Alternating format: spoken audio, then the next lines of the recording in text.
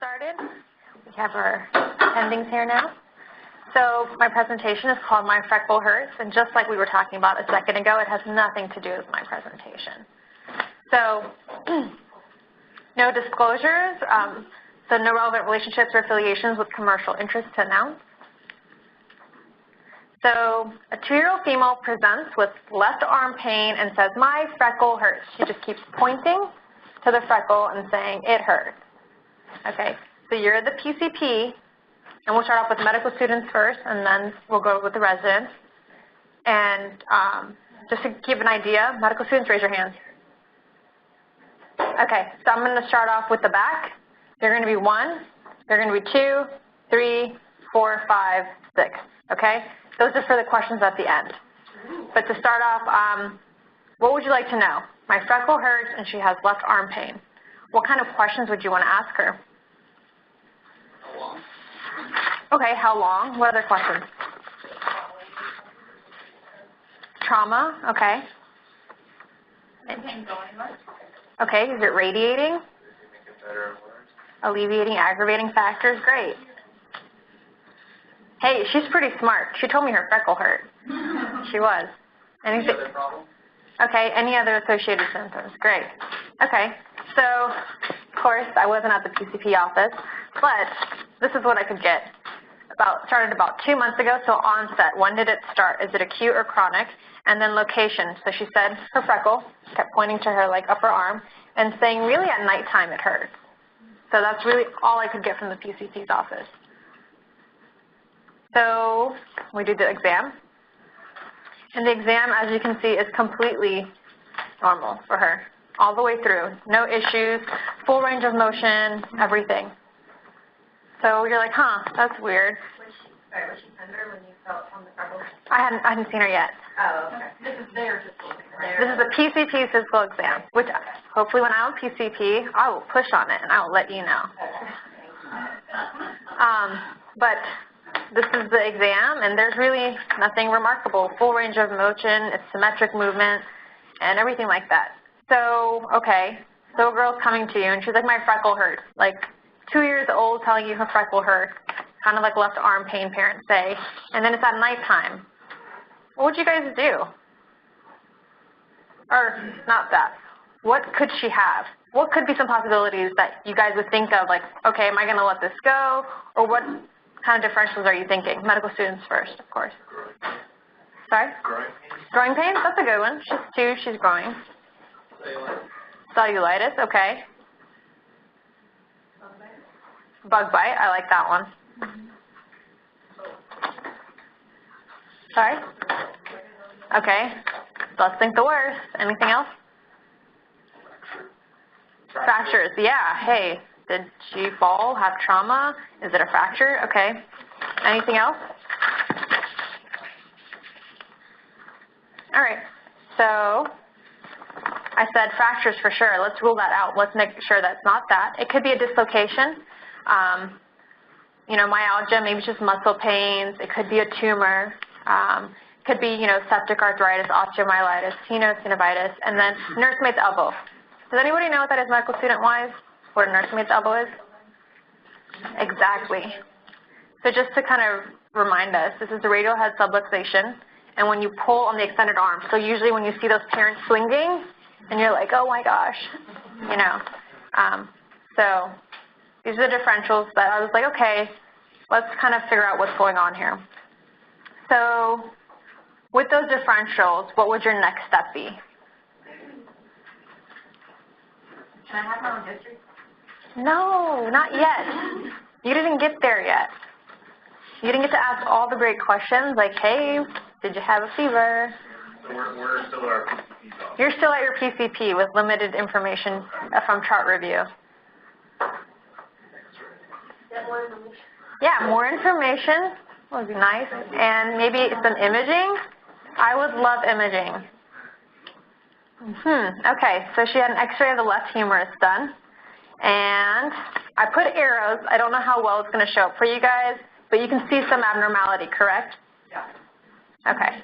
So really, Anybody want to try to describe it? To be completely honest, I wouldn't be able to describe it if I didn't go over it with somebody.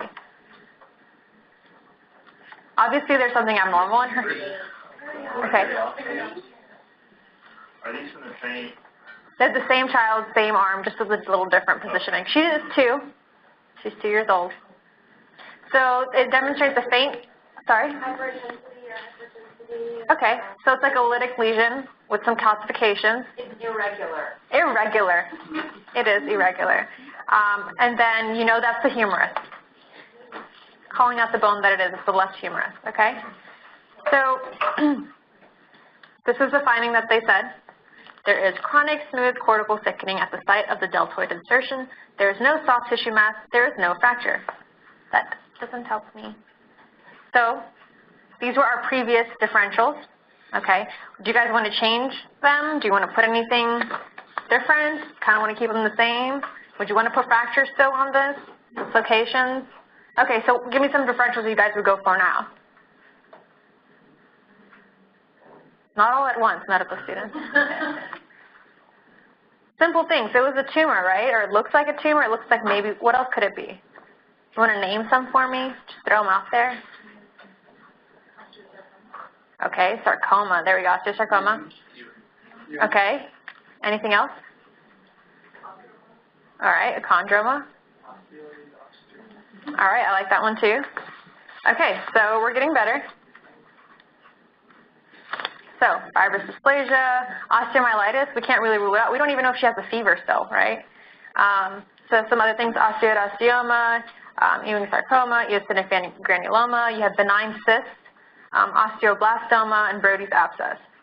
So we still don't know if she has fevers or anything like that, but just to keep in mind, on the imaging, it doesn't really have a tract, that bone irregularity doesn't really have a tract, and it's not really extending to the growth plate, so it makes osteomyelitis less likely, okay? And that's something that I had a hard time getting with. Okay, so now you got some imaging, you know that something's wrong, you're running through those differentials. What would you like to do next?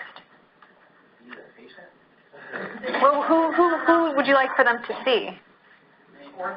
Yeah, okay, so, yeah, I like Dr. King's suggestion. So you go to ortho because there's a left humerus mass, and then you come, and then I saw you, even though I want to be a PCP, but I come and see you. And so all the questions that we were asking before, when did it start? 2 months ago. It was anterior upper arm pain. When did it occur? Mainly at night and sometimes during the day. She couldn't really characterize it because she is 2, and for her to just say my freckle hurts, that was really great. The other things were there were no associated symptoms, but parents could say, meaning no fevers. And then her mom did give her ibuprofen, and that helped a little bit. But nothing really made it worse, but this pain was just at nighttime. So she was waking up and saying, my freckle hurts. Okay, so physical exam. So, of course, I put the extremity part second. So this part of the respiratory exam, cardiovascular, neuro, lymph and skin is all within normal limits. She does have a freckle there. I'm dead serious. She has a freckle there, and that's one thing that was a finding for skin. But we did touch her arm. We pushed on it, and you know what? It was tender.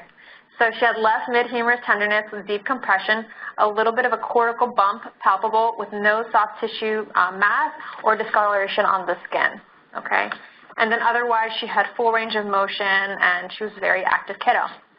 So that's a great thing. So if someone pushed on it, they could see that it would be tender for her. So how do you appreciate that the feeling is from the cortex, not from the soft tissue? So it was just when you push down on it and you just rubbed your thumb across, you could feel that the bone had like a little bit of a bump. There was a small elevation. And so that was one thing that like if you pushed on, you know, sometimes I guess you can't take a 2-year-old seriously if they're saying my freckle hurts, but if you were to push on that exact area, you could feel it. It was a small elevation. Okay, so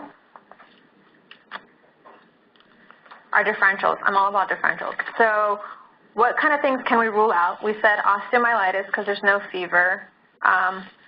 Osteoblastoma, I'll go into that more, but we still really don't know. So there's a lot of questions like, what does she really have?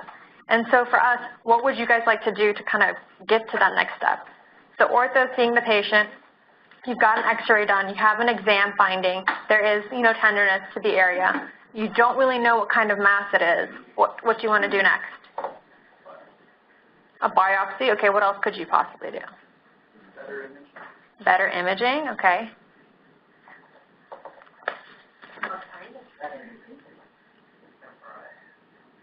MRI, that would be nice. What else could you do? Okay, CT. So one thing I want to point out, we'll go into this later, but osteoblastoma, I knocked that out, and I realized that I shouldn't have done that so early on because I didn't even explain it to you guys that much. But osteoblastoma is more likely generalized and chronic pain. So she presented with 2 months of pain, which is more acute. And then it isn't responsive to NSAIDs, but I'll go over that more. And then the eosinophilic granuloma, that is actually very strong indication for her age group, the younger age, like less than 10 years of age. And then osteoid osteoma is more so in a different age group, so less likely to be her age group, okay? So they decided that they're going to hold off on the MRI because it requires sedation, and then they were just going to go ahead and do a CT first. And then, of course, making a pain journal, figuring out when does this pain actually occur, is it always at night? And then really not giving her any restrictions because she's able to be completely active, so just let her have fun. So she comes back for a follow-up, and they review the CT. And they note that the pain is still improving with ibuprofen, that she still has no fevers, no discoloration at the skin. Her examination, she still has pain to decompression, and so then we review the CT image. So on this next slide, you'll see, I'm going to go ahead and show you the image first. Obviously, you can kind of tell that there's something irregular about it, right? Or no? Okay. So you can see that something's irregular, but of course you need the radiologist. So there is an endothelial lesion of the midshaft of the left humerus with adjacent replacement of the marrow fat. MRI with contrast would be recommended, right? More imaging. Study does not exclude bone tumors such as Ewing sarcoma. There is no visible periosteal reaction along the outer cortex of the midshaft of the humerus. The soft tissue surrounding the humerus demonstrates no visible abnormality on unenhanced CT. So we know that it's kind of just contained to the bone. It's not really anywhere else. And we don't know which tumor it still is. So what do we do next? They say to do MRI. And so, of course, we do an MRI. I'm sorry, Ruby. Sure.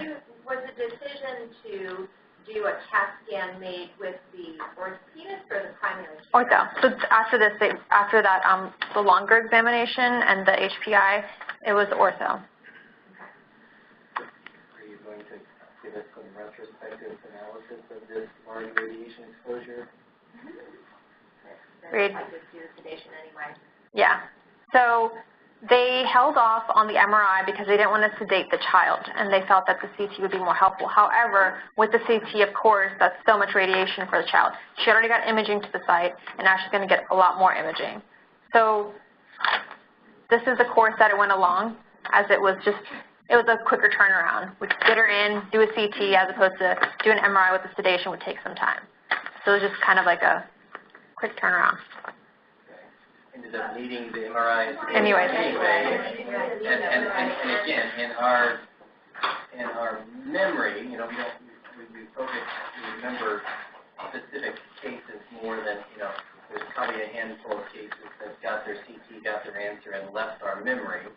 But in our work, especially my world and point of view, it seems like there's just dozens and dozens of these cases of, well, the CT wasn't informative enough, we ended up with the MRI anyway, so could we have just skipped that step? Obviously, it's easy in retrospect to ask and think, but... And also, the whole thing with insurance is I don't know how they're going to be. If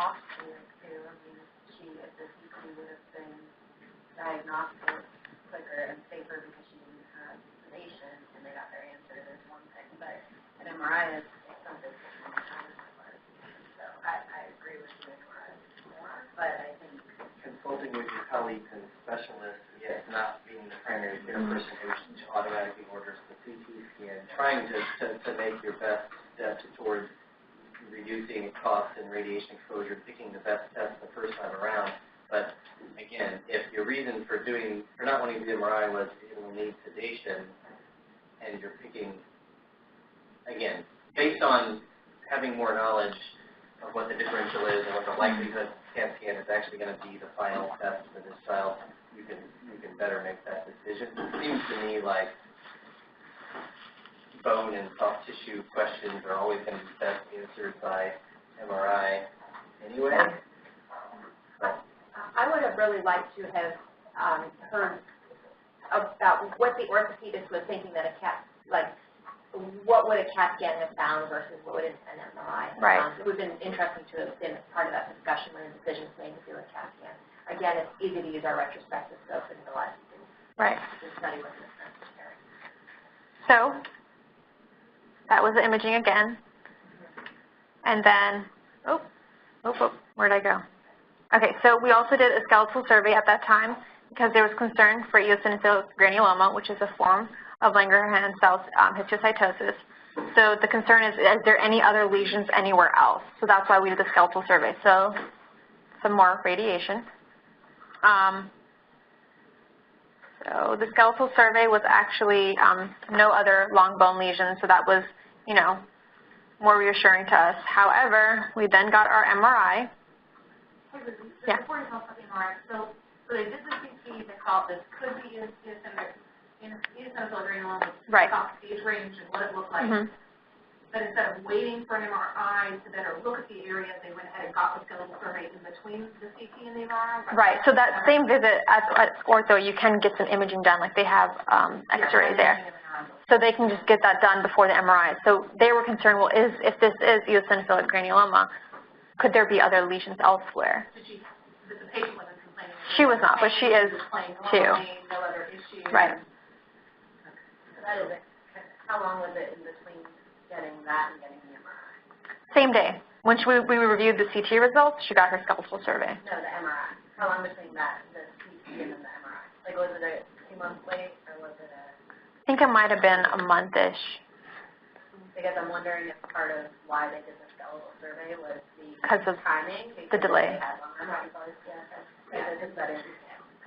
I just want to point out for the learners in the room that if it's an emergency, you can admit the patient to the hospital and do an MRI within 2 days usually. I don't think this was an emergency though. Right, yeah. But just that, we're talking about radiation and the skeletal surveys, they x-rayed all of her bones, so she got radiation to her head and her eggs and, every place else. So this is not, it's not ideal. I'm glad that we didn't see another lesion, but you have to think about this trade-off. Of course, radiation. So, and again, just plain films are tiny little doses that it takes a lot to have. A standard chest X-ray is when you standardize the amount of radiation in a plain chest X-ray and compare it to I forget the types of which, but a chest CT is about 200 chest X-ray doses.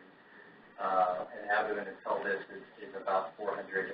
I may be off, but you're in the 200 to 400 range of chest X-rays when you're talking plain film versus CT, and that's smart radiology people working out all the math stuff me guesstimating. So you're still pretty minimal risk, minimal dose of radiation to get a dozen films of all the long bones. You're still way under a CAT scan, but yes, it does all add up. It does. Less imaging is better. Save our children. Okay, so then she got the MRI with the upper extremity with sedation, of course, and so much better imaging, as you can see, compared to the CT, kind of exactly what we look for. You can see more irregularity. And then the MRI reading was intramedullary mass of the mid-humeral diaphysis with cortical extension and periostitis. Constellation of findings across all the modalities favor eosinophilic granuloma. No nidus formation is demonstrated to suggest an osteoid osteoma. So that's what it tells us. So, of course, she then went on to get a bone biopsy.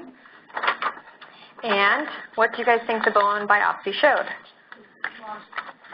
That would make sense, right? It was an osteoid-osteoma, which is not indicative in her age group. It was so weird, yeah. But like my emoji too? Okay. So I was like, what? This makes no sense, you know? Like, so she ended up having it removed. They went in for surgery for her, and that's what her arm looks like at a 2-week follow-up. I don't know if you can see. I put the arrows there, but the imaging is kind of different on here. Like a little. They're both after? These are both after. It's just because she's kind of like moving. Keeping in mind she is 2 years old still. Yeah. So one is this, and then one is this way. Okay? So she comes up after 8 weeks, and she has complete resolution of her pain. Her freckle no longer hurts her, and she's very happy and active. So osteoid-osteoma, we'll talk a little bit about that as well as other bone tumors to try to get you a better differential, trying to figure out how do you differentiate the different types, looking at different imaging. So we'll really go into all of that, okay? And then, of course, medical students, your time is coming. So there's 6 questions I've got. Okay? Time to shine. You guys can do this. Okay, I'll prep you guys. Yes. Positive reinforcement. So background. So it's a benign tumor. It arises from the osteoblast. It's less than 1.5 centimeters in size. Most common sites are the lower extremities, the tibia, femur, and sometimes about 7 to 20% of the people have it in their spine, which causes very painful scoliosis. Can you imagine that at nighttime? I would be crying. Okay, so most common is 4 to 25 years old. This is just being generous age when I looked this up more so and up to date. But it actually, if you look in most of the orthopedic things, they say over the age of 10 for osteoid-osteoma. 1/8 of them are 1/8 of all symptomatic benign bone tumors are osteoid-osteomas, 5% of all primary bone tumors, and the male to female ratio is 3 to 1. So she was lucky. And then really you'll see continuous deep aching and intense pain. So that's why her freckle was hurting her, and really localized just to that site. Pain is usually worse at night. That's 95% of the time. And nighttime awakenings occur, muscle atrophy can happen, and limping as well. So as far as pathophysiology, trying to figure out what is it really caused by, there's 2 thoughts versus neoplastic versus inflammatory. There are some atypical cellular and trabecular components, and I'll show you on a histological slide more so what it looks like. And then also there's presence of intracellular viral particles. That makes it more inflammatory, okay? So the pain is thought to be caused due to a few thoughts. There's 2 different thoughts on this as well, but it's really due to hyperostosis and neural elements in the reactive fibrous tissue. And I'll really show you the histological images so you can see that. So it makes a little bit more sense. I'm a visual learner, so this doesn't help.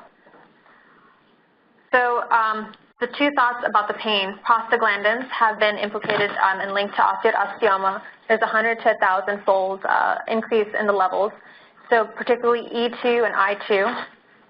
And in the nidus, the area that's more concerning, that's where the reversible area is. So if you don't, actually I'll talk about that in a second. I won't get there, sorry. So also, this is why they have a dramatic response to NSAIDs. Remember I kept saying, well, her pain's improving on ibuprofen. Her pain's improving on ibuprofen. And that's because there's effect of the prostaglandin synthesis. And so the pathways for pain, so Healy and Gelman described 2 pathways of pain generation due to prostaglandins. One is that involves permeability of the vasodilatory effects. And this increases the size and flow of the vessels, and I'll show you an image for this, in the bony lesions, and this also can increase the pressure and pain to the site. The other thought is that it involves the effect of bradykinin system, and this really potentiates pain. Skin to injury soft tissue. I think that's akin, yeah. So anyways, this is the imaging that I wanted to show you. I kind of try to put some slides there. So that's the woven bone area. That's where you see the trabecula. And then this is where the blood vessels are. Remember we were saying that's where a lot of the pain would be coming. And then if you can see there's osteoblast kind of along, and they kind of rim the area. So you'll see anastomosing bone trabeculae, okay? and then you'll have your osteoblastic rimming occurring. And then really you'll see some highly vascularized areas in the fibrous connective tissues. So that's kind of how our pain comes. I hope that helped maybe make a little bit more sense for pain-wise. So pain management, just like we said, NSAIDs, and then serial examinations and repeat imaging every 4 to 6 months. I feel like if this would also be a more imaging concern. However, this is what they recommended. But for her, because she had continued pain, she wasn't sleeping well at night, surgical option was the best for her. And then, of course, untreated osteoma can spontaneously resolve after several years, though, but who really wants to have frequent nighttime awakenings from their 2-year-old? Is there a pinpoint review for those serial exams as far as and repeat imaging every year? I think if the pain were to get intolerable, then you would have to go towards surgery. And that's where it is. It's like, do you wait?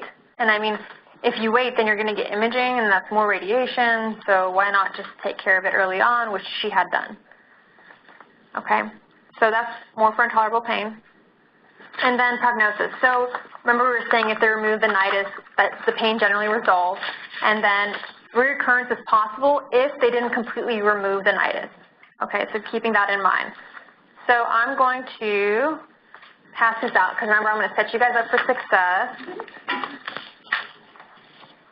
Hope I have enough.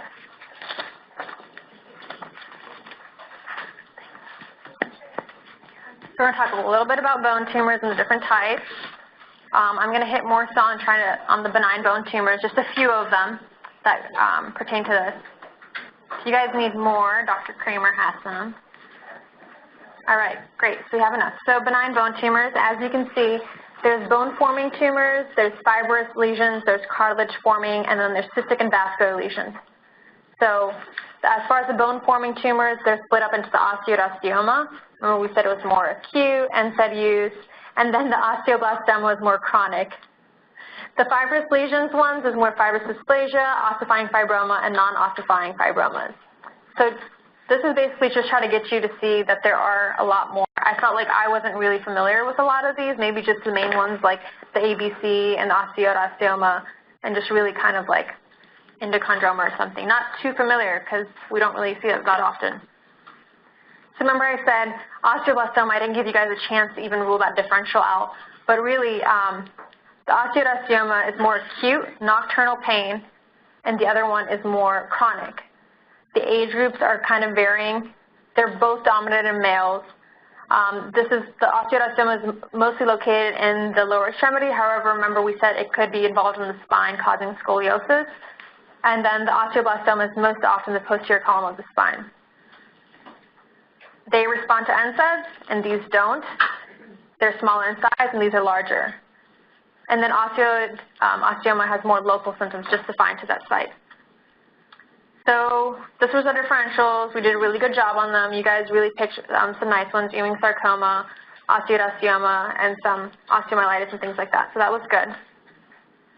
So comparing also eosinophilic granuloma. Why? Everyone was saying it's eosinophilic granuloma, it's eosinophilic granuloma. We got the bone biopsy, so something completely different. So like we said, it's most often in less than 10 years of age. And so that's why they were all thinking that this was that. Same in the males, most often in lower extremity skull ribs, acute pain, both of them. However, this does not respond to NSAIDs, okay? And then they both have local symptoms. So, we get that history. Was there a history of nighttime pain for this? Yes, nighttime pain resolves with NSAIDs.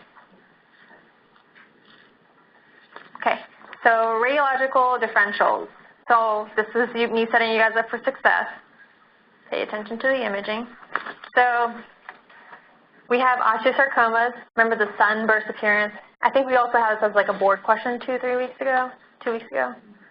So osteosarcoma, you'll see it's more sunburst in appearance. Endochondroma, of course, is more inside.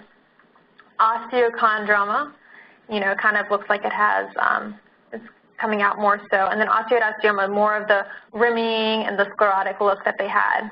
Obviously, hers was more inside, and so that's why it didn't really make sense. So try to remember this image as best as you can. And then this is just another slide just really talking about ages and whatnot. As you can see, for us, the eosinophilic granuloma is more indicative of this age group. You've got your osteoblastomas. They can kind of look like ABCs. And this is kind of a run-through. But this document that I printed out for you that you guys have, it's more helpful. And then you can kind of see the different age groups, and it kind of summarizes everything for you. So, first question. I think you were first, correct? Are you ready? Okay. So the reason, just to let you know before I start off, these imaging, they really looked all alike to me. And they were like, I was like, what is this? Because I have no experience in that. So you can just give your best shot, okay? So what do you feel like it looks like?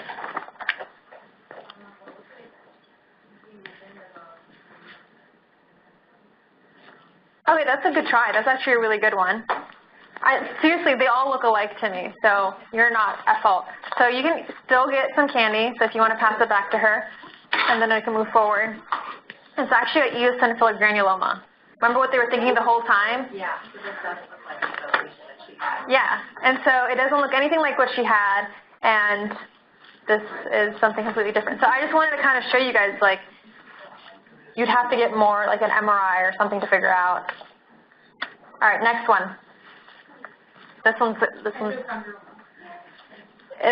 a trick, so it's not just a bone tumor. Huh? Okay, anybody else attending? I think it's a fifth. Dr. Whalen? I plead the fifth, okay. It's actually osteomyelitis. Whoa. You can get a candy, see? This is, you did? Not brave enough to say it. Oh, you should have said it. I would have given you like a whole bag of Tootsie Rolls. This just proves, like, that, exactly. It looks like a cyst to me. What are the elements that make that? Well, it just looks like it's just Going to the growth plate? and it looks like it has a lot of enhancement around, like, almost Around here? So it looks like inflammation and kind of sickening. The only way I could even think about it, it was like, oh, it's close enough to the growth plate. That's all I could think of. It is close, yeah, it's true. Give us some history word clinicians. No, that'd be too easy. That's too easy. How am I doing this time? Okay. It hurts. Okay, this one. I set you up for success. Air high five. Yes, it is. Go ahead. Get some Tootsie Rolls from that, too. Okay. All right. Who's next? All righty. Close. The only difference is, yeah, it is more sporadic, and it's not really contained. Huh? Sclerotic. Okay, and it's not really contained. Kind of like, remember the osteoblastoma had osteoblastic rimming, that nice dark line. It is, anybody else? No. This is fun, you guys. I like saying no. I feel like a 2-year-old. Ready?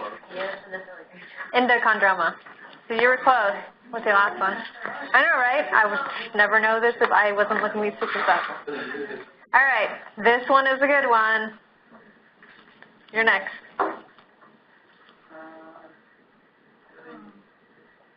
It's not a tumor. Not the tumor.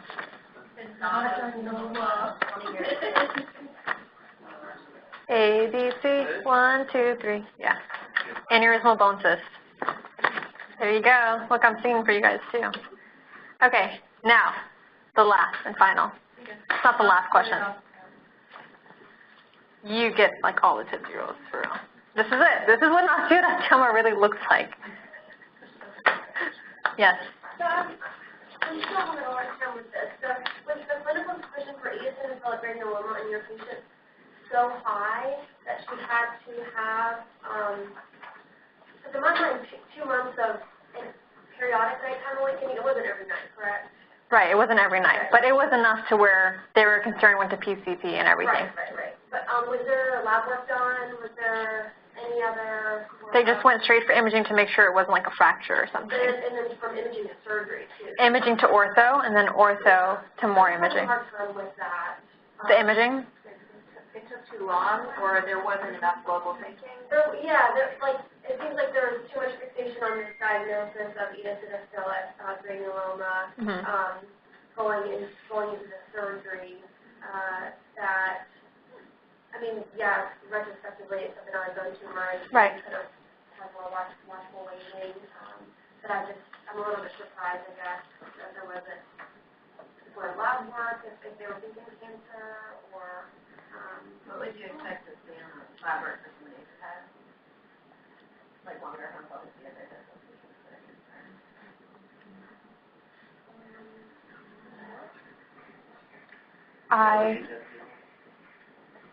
They could also have other IgE abnormalities and things like that. But I think the concern is what happens in the lab work is back normal when you get into that. I don't disagree that lab work probably, might have been supportive if we saw things. So remember, like with longer home health care, it really depends on where it's located, on how it's going to present, and how it's going to show up in lab work. All of that came back normal doesn't mean that they don't have it. So I don't know that that would have changed whether or not they got surgery, because they might have still existed. Not an oncologist, and I'm not a radiologist or a orthopedic doctor, but these are just some of the things that run through my mind. Like, are we really changing what we're going to do if we do further workup or not? Of course, if they all supported it, she had DI and she had bone marrow suppression and all of that, that might have gotten her treated faster, but I don't know if it would have spared her surgery because they would have really needed to see the actual biopsy. Unless she had lesions somewhere else. But yeah, she didn't have any other lesions. The skeletal survey, she didn't have any other bone lesions in her long bone. And so really, they just went for surgery after. So this is what osteoid-osteoma usually looks like. And then I have one more question. So one of the residents, do you want to go ahead and read it? 17-year-old adolescent boy visits your clinic with left leg pain and swelling. 1 month ago, he began to have intermittent pain. The pain has been continuous for the past 3 days and has limited his ability to walk. He plays on varsity football team, but does not recall any direct trauma to that area of the leg. In the office, he is afebrile and has normal vital signs. He's alert and no apparent distress. There's marked swelling of the left distal thigh, but no bruising or discoloration of the skin. His alveolus pulses are strong and symmetric. Cranial pulmonary exams are remarkable. You order a radiograph of his leg. Sometimes if you could see the imaging first, then you wouldn't have to read it all. But that would be no fun. What is this? Can you see it? Oh, barely. All right, we kind of had a question. Thanks, you guys. But to read the question, what is the most likely diagnosis? It is osteosarcoma. We kind of had a question like this 2 weeks ago. So really, so there's absence of fever, and so osteomyelitis is less likely. And then the other thing is healing fracture. This doesn't look like a fracture, nowhere near that. Osteoid-osteoma, we talked about it. It's more sclerotic and osteoblastic rimming on the edges. And then vascular malformation is less likely due to the fact that they would have had it since birth, and it wouldn't really have caused any pain and swelling. Okay? Some familiar cancers that are associated would be hereditary retinoblastoma. Not going to pronounce the rest. I like Leaf-Many. Yeah, Leaf-Many. And so, anybody have any questions or concerns? These are my references. Go back to the picture of the front question. This one? Yeah. So on boards, when they give you osteosarcoma, they're almost always going to give you something very close to the growth plate or even a blurry in the growth plate down there. That's good to know. So that's the other kind of hint is where it's distal in the bone as opposed to more proximal. And then they're almost always going to ask you a second order question, not what is the diagnosis. Yeah. They're going to ask you what other things are associated, and retinoblastoma is it or no. Retinoblastoma. Yeah. Don't forget Leaf-Many. Left out. I like to say that word. Sorry. Okay, any questions? No? I just want to go back to the fact that the primary care doctor documented a normal exam, and I guess we don't know whether the exam was truly normal or not, but it's just a reminder to the learners in the room to go back and proofread your auto text and make sure that, if your patient has a finding, make sure you've clearly documented that. Sometimes in order to substantiate prior authorization for imaging, you have to send in your H&P. So, Right. I've had medical reviewers go, wait a minute, this H&P does not correlate. substantiate. Yeah. So, so make sure that you proofread your document. It could be that the patient had a normal exam as far as that PCP was concerned, and the PCP got the X-ray for the family's peace of mind. Right. But it looks a little weird in retrospect. It does, because I mean, she came in for left arm pain. You would think. You think they would have found something. Yeah. Or at least documented that the arm was tender to palpation. It was. What you found. And she'll tell you. She'll go, oh, Yeah. like she gets upset with you. I suspect it was a careless oversight, although It wasn't a Carilion pediatrician. Just to let you guys know, we're in the clear. Well, we're not immune to those types. No, we're not. We're not. It wasn't one of our residents. We're awesome. Good. Yes, you are awesome. Okay. Any questions? Any more? All right. Thanks.